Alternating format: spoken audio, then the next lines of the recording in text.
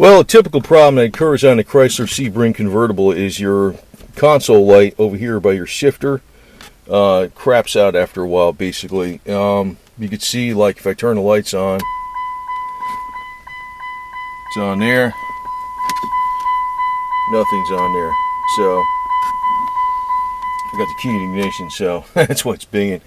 So, what happens is, actually, what you got is a EL inverter in there. It changes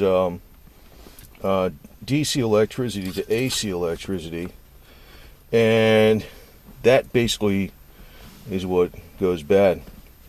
So to take this off, basically you have your shift lever sits up there on it like that. It's just got an Allen wrench that goes in there in the front. This would be sitting this way, and you just loosen that Allen wrench and let it bolt up, and it just slides off of here. Then you have 4 clips. You see, you can see them right here. They just go into here. There's the clips. I don't know if there's 4 clips or 3 clips, or yeah, it's 4 clips. A couple of them just go on the side. And one here, one here, one there, one there. So here's I actually glued one of these EL inverters in here before, and I don't know, I guess it didn't last too long. So we're going to swap this out, but before we swap it, we're going to make sure we got power to the wires. You got your orange wires, your positive, black wires, your ground, and just splice them in again. And so we'll get that. The EL inverter costs you like $5. That's all it is. It's very cheap.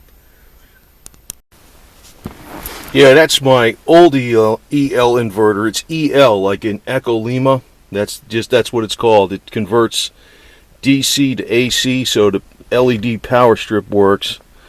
Must be no good. So, I want to check to make sure these 2 leads coming out of the that light is showing up too much. These 2 leads coming out of the wiring over here got power. So we'll turn on the lights and see if we get some kind of power on the meter here. Well, it looks about right. I thought it should be a little over 12 volts, but that should be it. So turn the lights off. So we got power. So the next thing to do is install the EL inverter.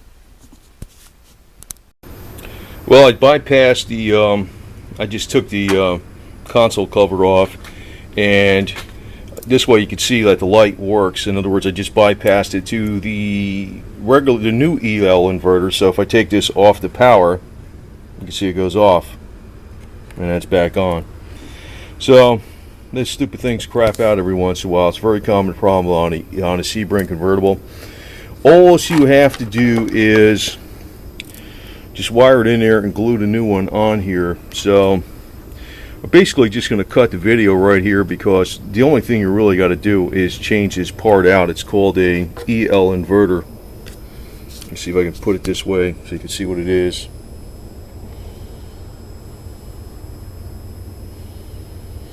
And I don't know, the last one I had in here was a big one. You could see, like, the original one fits in this little thing here. This one was a really big one. I thought it would last a long time. It lasted a couple years, and that was it. So it's crapped. So anyway, we're going to go ahead and change this out, and basically that's all you have to do is either stick it inside this clip thing here, which this thing will probably fit. Probably wrap a little tape. I don't need to glue it in there, and just put the wires on it. Your positive to your positive, negative to the negative. The other wires are AC.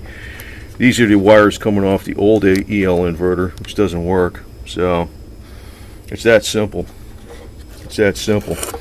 But you'll see a lot of the console lights on the Sebrings are burned out, and that is the problem. It's that EL inverter. It's not the AEL. It's not the LED lights or anything. It's that thing that breaks. And also sometimes they actually have those back inside of the radios, inside of the dashboard, inside of the console, but typically this one always screws up. I don't know what the deal is, but it always does. So that's all it is. It's like a $5 fix.